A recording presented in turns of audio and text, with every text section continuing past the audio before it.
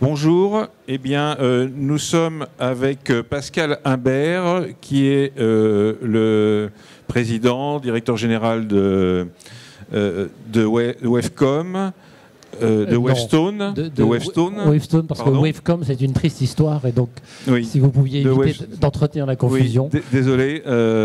Donc, c'est une entreprise familiale. Monsieur Imbert est d'ailleurs lui-même actionnaire, à peu près 29% du capital, et l'ensemble des fondateurs et dirigeants à plus de 50% du capital.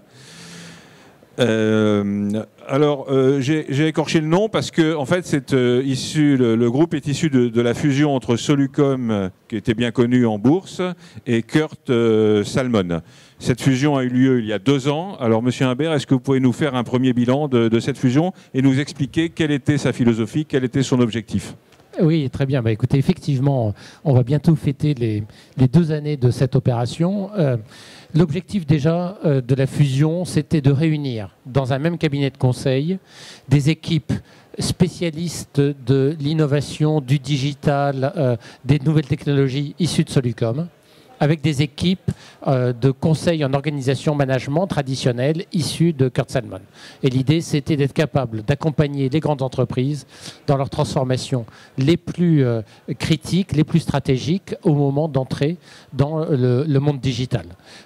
Cette fusion a tenu toutes ses promesses, nous a permis de gagner des opérations, de devenir le partenaire de grands groupes engagés dans ces grandes opérations de transformation digitale. Il y a par exemple un projet que j'aime beaucoup citer, qui est l'illustration même de la proposition de valeur de Wavestone. C'est le conseil que nous avons apporté à Orange pour tout le processus de création et de lancement d'Orange Bank. C'est vraiment très illustratif de ce que cherche à faire Wavestone vis-à-vis de ses clients.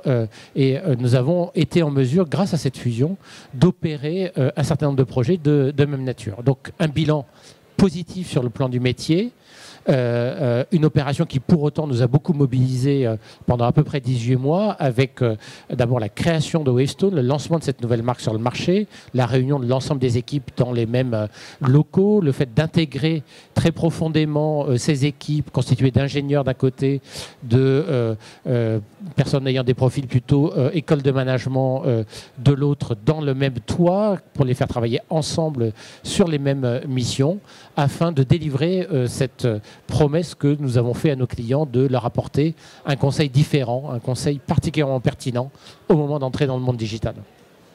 Oui, donc avec des déménagements à gérer. Je crois que vous êtes dans la Tour Franklin, à la Défense maintenant. Bon, dans ce métier, finalement, si je comprends bien, il faut recruter des jeunes. Les jeunes, ils sont relativement polyvalents au départ et ils sont très recherchés. Et donc, il s'agit de les convaincre de rester, de venir et de rester. Donc, comment ça se passe pour la recherche de ces talents et comment vous faites pour les garder? Oui, c'est vraiment le clé du métier du conseil. La clé du métier du conseil, c'est de recruter les meilleurs et de savoir les fidéliser dans la durée. Notre stratégie, c'est de recruter avant tout des jeunes diplômés que nous allons chercher à la sortie des écoles de management et d'ingénieurs du marché. Donc nous faisons beaucoup de ce qu'on appelle du campus management. Nous avons des liens étroits avec les principales écoles du marché, nous permettant de drainer beaucoup de candidatures au sein de Wavestone. Wavestone, c'est une entreprise qui est très attirante parce qu'elle est au confluent de tous les mouvements qui sont en train de se passer aujourd'hui. Donc nous réussissons à être très attractifs et à très bien recruter. Et ensuite, le nerf de la guerre, c'est d'arriver à fidéliser dans la durée ces collaborateurs. Ce que nous réussissons assez bien à faire sur longue période. Pour autant, l'année dernière n'a pas été de tout repos. Dans le cadre de la fusion entre Solucom et Kurt Salmon, on a été confronté à un turnover important, notamment dans les équipes de Kurt Salmon. Vous pouvez donner quelques chiffres peut-être sur le turnover et sur l'objectif de turnover? Oui, alors l'année dernière, un turnover qui était resté très maîtrisé du côté de Solucom et qui est monté jusqu'à 33% du côté des équipes de Kurt Salmon. Nous sommes revenus maintenant à une situation beaucoup plus normative, avec un turnover qui, sur l'ensemble des équipes, est de 17%. 17% sur le premier semestre de l'exercice 2017-2018, et avec un objectif qui est progressivement d'aller même plus bas que ça et de revenir vers des turnovers inférieurs à 15%, ce qui est notre objectif à moyenne période. Et ça nous permet ensuite de capitaliser sur la montée en compétences des jeunes qui nous ont rejoints, de leur faire prendre des responsabilités au sein de l'entreprise et de développer une très grande qualité d'équipe avec des gens qui ont été formés dans nos rangs et qui ont complètement intégré toute la culture du conseil qu'on peut développer chez Wavestone. Alors, ça m'amène à vous poser une question aussi sur le taux d'occupation de vos consultants et partenaires. Les partenaires, je crois que c'est les consultants les plus expérimentés. Alors, parce que les jeunes sont plus polyvalents, donc on peut plus facilement les occuper. Et puis, évidemment, pour la rentabilité de l'entreprise, le taux d'occupation, c'est essentiel. Puisqu'ils sont salariés et s'ils ne sont pas en mission, ils coûtent. Voilà, alors, comment vous y prenez pour améliorer ce taux? Si vous pouvez rappeler le taux d'occupation. Donc, l'année dernière avait été une année qui était bien entendu perturbée par la construction de Wavestone. Donc, notre taux d'occupation était descendu à 76%. On considère que le bon taux d'occupation pour Wavestone, c'est entre 78 et 80%. Donc, vous voyez un taux qui était plus bas que la norme l'année dernière pendant que nous étions très occupés à construire Wavestone, et même un taux d'occupation qui est tombé un peu plus bas que ça. En fin d'année dernière, sur le dernier trimestre, on était tombé à 74%. Nous sommes dans une remontée de ce taux d'occupation. Ça y est, maintenant la fusion est derrière nous. Nous commençons à délivrer des performances qui sont à la hauteur de nos attentes. Ça s'est traduit au premier trimestre par un taux d'occupation de 76%, puis de 77% sur l'ensemble du premier semestre. Et je pense que nous sommes effectivement bien en route pour être à la fin de l'année dans nos niveaux normatifs sur le second semestre. Je ne doute pas que nous arriverons à atteindre nos objectifs. D'accord.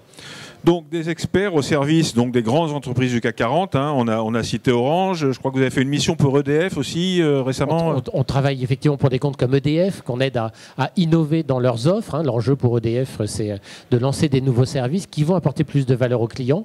L'enjeu, c'est aussi de ne pas se battre sur les prix avec les nouveaux entrants sur le secteur de l'énergie.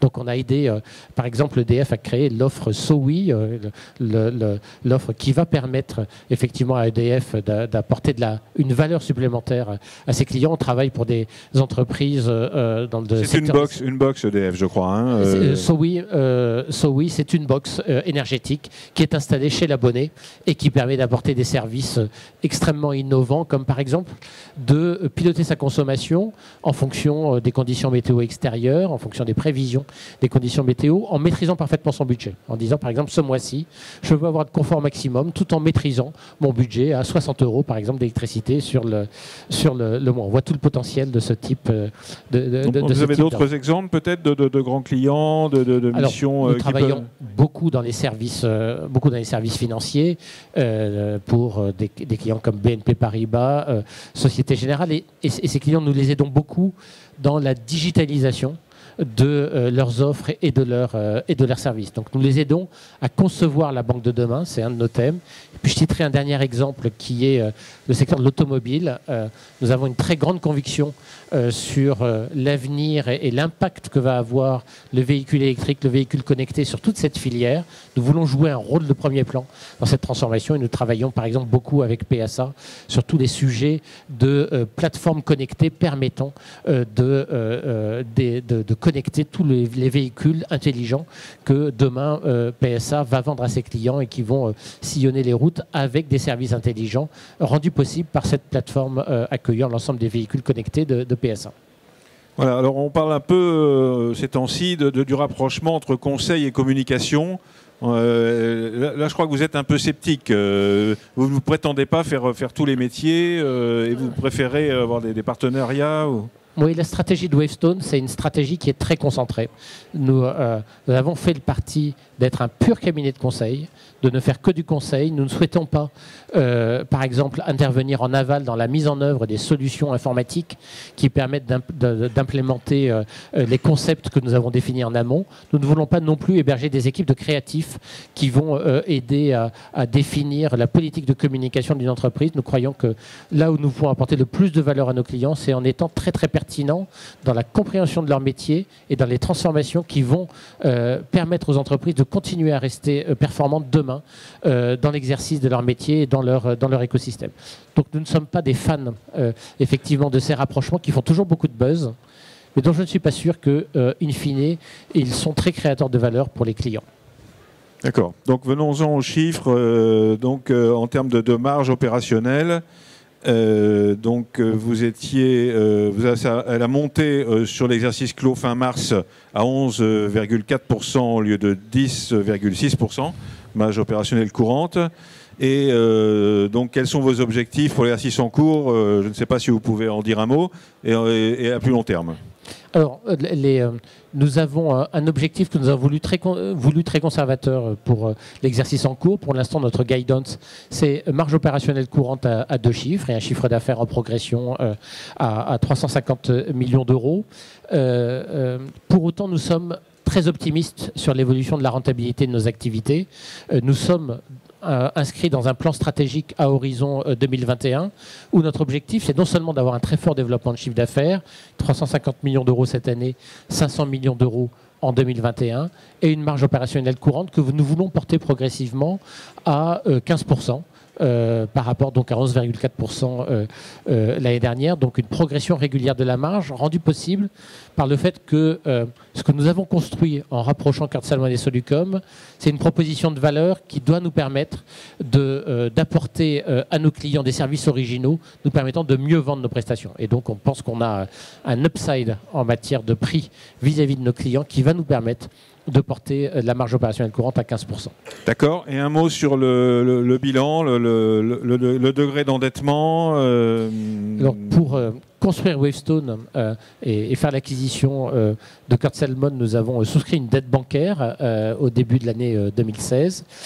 Au 31 mars 2017, nous avions un endettement de l'ordre de 55 millions d'euros, qui est un endettement très raisonnable par rapport à l'EBITDA de l'entreprise, puisque nous sommes sur un niveau de levier qui est significativement inférieur à 2. On est aux alentours de 1,4-1,5 de levier, donc pas mal de marge de manœuvre, mais c'est nécessaire dans notre métier. On est un métier qui se caractérise par une faible récurrence d'activité, un carnet de commandes qui est assez court, et donc nous souhaitons être très raisonnable dans notre profil financier et avoir des niveaux de levier qui restent mesurés. Ça paraît raisonnable, oui, pour un groupe qui effectivement n'a pas un carnet de commandes sur 10 ans, donc et en plus qui est familial, donc voilà. Ok, je ne sais pas s'il y a des questions dans la salle. Monsieur, allons-y, puisqu'on a encore quelques minutes. Attendez, le micro, s'il vous plaît. Oui, je voudrais savoir si vous avez une activité dans le domaine de la cybersécurité en termes de conseil, s'il vous plaît. Oui, alors c'est une très bonne question parce que effectivement Wavestone se caractérise dans ses compétences technologiques et innovantes par une très forte compétence sur le sujet de la cybersécurité. Nous avons une grosse réputation sur ce sujet. Vous avez peut-être eu l'occasion d'entendre des consultants de Wavestone qui interviennent dans les médias à l'occasion des grandes crises que nous connaissons encore tout récemment à la suite de l'affaire Uber, où Uber s'est fait voler des dizaines de millions d'identités. Nos consultants ont commenté cette opération. Nous avons plus de 400 consultants en cybersécurité et c'est en ce moment un des sujets chauds du marché. L'entrée dans le monde numérique ne pourra se faire que si elle est accompagnée d'une confiance numérique permettant de montrer aux clients, aux consommateurs de demain, que les produits et services digitaux, je parlais par exemple du véhicule connecté, vont être des produits et services digitaux dans lesquels ils peuvent avoir toute confiance dans le fait qu'ils ne vont pas être piratés, que leurs données restent en sécurité, elles restent des données privées. Vous savez que la réglementation est en train de se resserrer sur le sujet. Donc c'est un des sujets très chauds. Ok, dernière question, parce qu'on n'a plus qu'une minute. Monsieur ? Oui, je voulais savoir comment se positionnait Wavestone sur les marchés de l'intelligence artificielle, dont on dit que c'est un marché extraordinairement prometteur et aussi compétitif. Oui, le marché de l'intelligence artificielle, c'est la nouvelle vague du digital. On a beaucoup parlé, quand on a parlé du digital, d'abord de digitalisation des relations entre l'entreprise et ses clients, puis de transformation des processus internes de l'entreprise. Maintenant, le sujet du digital, il est en train de se déplacer vers des nouveaux champs. Il y a 2 champs très très prometteurs qui sont l'Internet des objets et qui sont de l'autre côté tout le sujet gestion des données, ce qu'on appelle l'analytique, le big data et l'intelligence artificielle qui permet effectivement d'automatiser des tâches dans un premier temps simples, puis de plus en plus sophistiquées, qui permet d'avoir des machines qui apprennent et qui vont être capables de rendre des services de plus en plus intelligents à l'utilisateur, au consommateur, voire à automatiser de manière de plus en plus efficace les opérations. Nous avons beaucoup investi sur le sujet de l'intelligence artificielle. Nous avons des pointures chez Wavestone. Nous avons parmi nos consultants un prof à Polytechnique qui donc fait partie des consultants de l'équipe intelligence artificielle de Wavestone et qui est une pointure effectivement sur ce sujet. Et nous croyons beaucoup dans ce thème qui est extrêmement prometteur sur des sujets tels que l'automatisation d'un certain nombre de processus simples, par exemple dans le domaine bancaire, sur bien sûr le fait d'apporter des services à valeur ajoutée. Je parlais du véhicule connecté. Un énorme potentiel est lié à l'intelligence artificielle qui va permettre ensuite d'embarquer à l'intérieur du véhicule connecté des services à très forte valeur ajoutée, détection de la fraude, avec sans doute des basculements très très importants qui vont se dérouler pas tout de suite, dans quelques années, mais d'ici 5 ans, l'intelligence artificielle va très certainement avoir l'impact d'une nouvelle révolution industrielle dans beaucoup de métiers. Très bien. Monsieur Imbert, merci beaucoup pour toutes ces explications très intéressantes.